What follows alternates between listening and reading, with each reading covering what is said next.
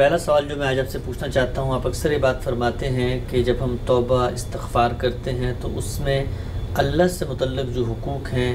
جن چیزوں کی حق تلفی ہوئی ہے، اللہ کے حقوق سے عبادات تھیں،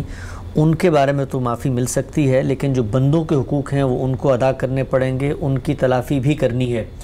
سوال یہ ہے کہ قرآن مجید کا جب ہم مطالعہ کرتے ہیں تو اللہ تعالیٰ کہتے ہیں کہ اللہ کی رحمت سے مایوس نہ ہو، وہ تو سب کے سب گناہ بھی معاف کر سکتا ہے، اور پھر دوسری جگہ فرمایا کہ شرک کے علاوہ ہر گناہ اللہ معاف کر دیتا ہے۔ روایتوں میں بھی بیانات ملتے ہیں کہ عرفات کے میدان میں لوگوں نے دعائیں اگر کی ہیں اور وہ مقبول ہو گئی ہیں تو سب کچھ معاف ہو جائے گا، حتی طبیعت کے الفاظ آتے ہیں کہ حقوق العباد بھی۔ سوال میرا آپ سے یہ ہے کہ جب قرآن نے علی الاطلاق یہ کہا ہے کہ اللہ تمام گناہ معاف کر سکتے ہیں، تو یہ حقوق العباد کا استثناء آپ نے کیسے اس میں سے نکالا، اور یہ بات کہاں سے آئی کہ حقوق العباد لازماً ادا کیے جائیں گے، اللہ انہیں معاف نہیں کر سکتا؟ اللہ تعالیٰ نے قرآن مجید میں یہ بشارت جہاں بھی دی ہے، اور خاص طور پر اس آیت میں جو سورہ نساء میں ہے کہ اللہ تعالیٰ شرک کو کبھی معاف نہیں کریں گے، اس سے نیچے اپنی مشیت سے وہ کسی بھی گناہ کو معاف کر سکتے ہیں، وہاں ہر جگہ مشیت سے اس چیز کو مقید کر دیا ہے۔ اچھا، یعنی اگر اللہ چاہے گا۔ اب جب آپ کہتے ہیں کہ میدان عرفات میں یہ دعا کی تو اس سے فلاں فلاں گناہ معاف ہو گئے، یا زندگی بھر کے گناہ معاف ہو گئے، یا جمعہ پڑھا تو اس سے ایک جمعے سے لے کر دوسرے جمعے تک کے گناہ معاف ہو گئے، یا آپ نے رمضان کے روزے رکھے تو غفر لہ ما تقدم من ذنبہ، یا اسی طرح لیلۃ القدر میں قیام کیا، بہت سی بشارتیں نقل ہوئی ہیں۔ تو یہ قرآن مجید نے واضح کر دیا ہے کہ اس کا تعلق اللہ کی مشیت سے ہے، یعنی اللہ چاہے گا۔ اللہ کون ہے؟ یہ قرآن مجید نے بتا دیا ہے کہ اللہ علیم و حکیم ہے، اور انہ قائم بالقسط، وہ ہمیشہ انصاف پر قائم رہتا ہے۔ یہ وہ چیز ہے کہ یہ بتاتی ہے کہ اللہ تعالیٰ سے کسی بے انصافی کے صدور کا کوئی امکان نہیں ہے۔ ٹھیک، اب جب بے انصافی کے صدور کا امکان نہیں ہے تو یہ واضح ہو گیا کہ اللہ کی مشیت الٹپ نہیں ہوتی، وہ اس کے علم پر مبنی ہوتی ہے، اس کی حکمت کے تقاضوں کے لحاظ سے ہوتی ہے، اور اس کی صفات کے کبھی منافی نہیں ہو سکتی۔ یہ قرآن مجید کے مسلمات ہیں۔ جہاں بھی اللہ کی مشیت کا ذکر آتا ہے تو اس کا مطلب ہوتا ہے کہ اگر اللہ نے اس معاملے میں کوئی قانون بنایا ہے تو اس کے مطابق، اگر اللہ تعالیٰ کے علم و حکمت کا کوئی تقاضا ہے تو اس کے لحاظ سے، یعنی یہ چیز کبھی بھی الٹپ مضمون کو بیان کرنے کے لیے نہیں کہی جاتی۔ ٹھیک، اس وجہ سے اہل علم کی ایک جماعت نے اس کو ضروری سمجھا ہے کہ اس کی تفصیل کی جائے۔ چنانچہ ایک نوعیت کے گناہ اور غلطیاں وہ ہوتی ہیں جو اللہ ہی کے حوالے سے زیر بحث آتی ہیں۔ مجھ سے نماز میں کوتاہی ہو گئی، روزے میں کوتاہی ہو گئی، اللہ تعالیٰ کے حقوق ادا کرنے میں کہیں غلطی ہو گئی، یہ وہ چیزیں ہیں کہ یہ ساری بشارتیں ان سے متعلق اگر ہوں تو اس میں اللہ تعالیٰ کے قائم بالقسط ہونے، یا اللہ تعالیٰ کے انصاف پر قائم ہونے، یا اس کے علیم و حکیم ہونے پر کوئی حرف نہیں آتا۔ ٹھیک، اس میں وہ جس کو چاہے گا معاف کر دے گا۔ ہو سکتا ہے کہ جمعہ پڑھنے پر معاف کر دے، ہو سکتا ہے کہ روزے رکھنے پر معاف کر دے، ہو سکتا ہے کہ چند نفل پڑھنے پر معاف کر دے، حج کرنے پر معاف کر دے۔ جیسے کہ آتا ہے کہ اللہ کے ہاں جو حج مقبول ہو جاتا ہے اس کے بعد آدمی ایسے ہی واپس آتا ہے جیسے آج ماں کے پیٹ سے پیدا ہوا ہے، یعنی اللہ تعالیٰ کے حوالے سے جتنے معاملات تھے وہ تو ختم ہو گئے۔ ٹھیک، اب اس کے بعد حقوق العباد، یعنی کسی بندے پر ظلم کیا ہے، زیادتی کی ہے، یا اللہ نے کسی گناہ کے ازالے کا کوئی طریقہ اپنے ہاں بیان کیا ہوا ہے، جیسے بعض گناہوں کے لیے کفارے کا طریقہ ہے، بعض کے لیے تلافی کا طریقہ ہے۔ تو اگر اللہ تعالیٰ نے کوئی طریقہ بیان کیا ہے یا معاملہ کسی دوسرے شخص کا ہے، جیسے قتل کر دیا کسی کو کوئی نقصان پہنچا دیا، کسی کا مال لوٹ لیا، یہ چیزیں چونکہ حقوق العباد سے متعلق ہیں تو ان میں دو پہلو پیدا ہو جاتے ہیں۔ ایک پہلو یہ ہے کہ یہ اللہ کا بھی مجرم ہے، ہو سکتا ہے کہ اس پہلو سے اللہ اسے اپنی طرف سے معاف کر دے، اور ہو سکتا ہے معاف نہ کرے، یہاں پھر مشیت کا معاملہ ہے۔ بندے کے ساتھ اس کا تصفیہ ہونا ہے، یعنی اگر یہاں معافی نہیں مانگی، توبہ نہیں کی، رجوع نہیں کیا، یہاں پر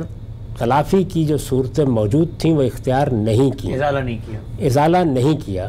تو پھر قیامت میں تصفیہ ہوگا۔ یہ جو قرآن مجید میں آتا ہے کہ میرے بندے رحمت سے مایوس نہ ہوں، وہ آئیں میں ان کی توبہ قبول کرتا ہوں، تو توبہ اپنے شرائط کے ساتھ قبول ہوگی نا، اللہ اپنے علم و حکمت کے مطابق قبول کرے گا۔ یہ تو نہیں ہو سکتا کہ آپ کہیں کہ میں نے فلاں کا پلاٹ قبضے میں لیا ہوا ہے، وہ تو میں چھوڑوں گا نہیں، ویسے میں توبہ کر رہا ہوں۔ میں نے فلاں کا مال لوٹا ہوا ہے، وہ تو بہرحال میرے پاس ہی رہے گا، لیکن میں توبہ کر رہا ہوں۔ تو توبہ کا مطلب یہ ہے کہ آپ نے اس گناہ کو چھوڑ دیا، اگر اس کی تلافی ممکن تھی تو تلافی کر دی، اس کا ازالہ کرنے کی صحیح کی، اور آئندہ سے بھی اپنے آپ کو بہتر بنایا۔ تو حقوق العباد کے معاملے میں اگر یہ دنیا میں نہیں ہوا، یہ جتنی آیتیں آپ نے بتائی ہیں یہ اس دنیا میں توبہ کے قانون کو بیان کر رہی ہیں، اگر ایسا نہیں ہوا تو تصفیہ ہوگا۔ تصفیہ کی کئی صورتیں متصور ہو سکتی ہیں، یعنی اللہ بھی ناراض ہے اور وہاں بندہ بھی کھڑا ہے، مقتول بھی موجود ہے، جس کا مال لوٹا ہے وہ بھی موجود ہے، تو پھر اللہ کو بھی قیامت میں آپ راضی کریں گے اور بندے کے بھی آپ کو سپرد کر دیا جائے گا۔ اس کو پھر روایتوں میں اس طرح بیان کیا گیا ہے کہ اب جب کہا جائے گا کہ اس کے ساتھ تصفیہ کرو،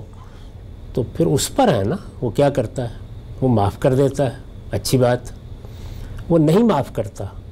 تو فرمایا ہے کہ پھر نیکیاں دینی پڑیں گی اور برائیاں لینی پڑیں گی۔ لین دین تو وہاں روپے پیسے کا نہیں ہو سکتا، بڑی خطرناک صورتحال پیدا ہو گئی، یعنی آپ بالکل تہی دامن ہو سکتے ہیں، جو کچھ آپ کے پاس دنیا میں اثاثہ تھا وہ بھی اس کے سپرد ہو گیا، اور اس کے لیے اللہ نے خیر پیدا کر دی اس کے نتیجے میں۔ ایک صورت یہ بھی ہو سکتی ہے کہ انسان کے مجموعی رویے سے اللہ بہت خوش ہو گئے اور اتنے خوش ہیں کہ اللہ نے بھی معاف کر دیا، اور وہاں اللہ تعالیٰ نے اس بندے سے بھی سفارش کر دی کہ تم بھی معاف کر دو، یا اس بندے کو بشارت دے دی کہ اگر تم اس کو معاف کر دیتے ہو، یہ میرا بندہ ہے، اس نے غلطی کی تھی، یہ وہاں اصلاح نہیں کر سکا، لیکن اس کا مجموعی رویہ بہت اچھا رہا اور یہ اس کا مستحق ہے کہ اس کو رحمت سے نوازا جائے، تو میں تمہیں اس کے صلے میں یہ اور یہ دوں گا، ممکن ہے وہ راضی ہو جائے، لیکن یہ سب کچھ اس کے راضی ہونے پر ہونا ہے۔ تو اس لیے اس بات کی بار بار ضرورت ہوتی ہے کہ لوگوں کو بتایا جائے کہ حقوق العباد کا معاملہ انصاف کا تقاضا کرتا ہے، اور اللہ کبھی بے انصافی نہیں کرے گا، وہ قائم بالقسط ہے، اس لیے حقوق العباد کو اس سے متعلق مت سمجھو۔ یہ جو عموم کا انداز ہوتا ہے تو ہر عموم کسی قید کسی شرط کے ساتھ ہوتا ہے، اصولوں پر مبنی ہوتا ہے، اور یہاں یہ مشیت کے ساتھ مقید ہے یہ عموم، اور جب یہ مشیت کے ساتھ مقید ہے تو یہ مشیت کس کی ہے؟ علیم و حکیم ہستی کی ہے، وہ جو قائم بالقسط ہے، اس کی بنیاد پر یہ بات کہی جاتی ہے۔ اس کے دلائل سامنے رکھنے چاہیے۔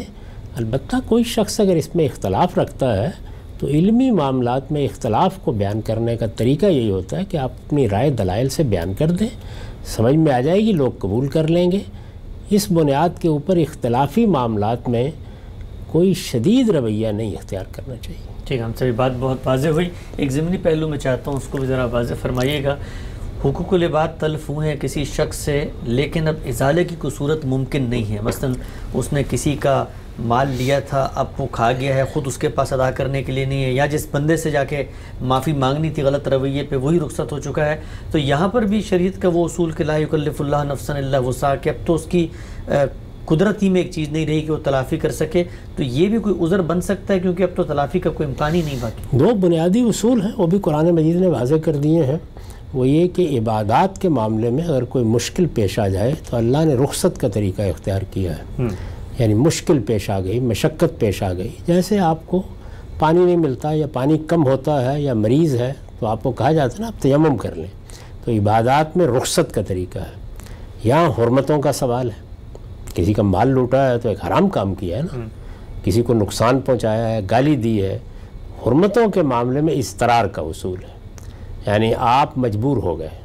کوئی چارہ نہیں رہا، اس کو بیان کیا قرآن مجید میں فمن اضطر غیر باغ ولا عاد، تو ہر جگہ یہ بیان کر دیا ہے کہ حرمت کے معاملے میں یعنی جن چیزوں کو اللہ نے حرام قرار دیا ہے، اور وہ میں کئی مرتبہ عرض کر چکا ہوں کہ کھانے پینے کی چیزوں کے علاوہ 5 ہی چیزیں ہیں۔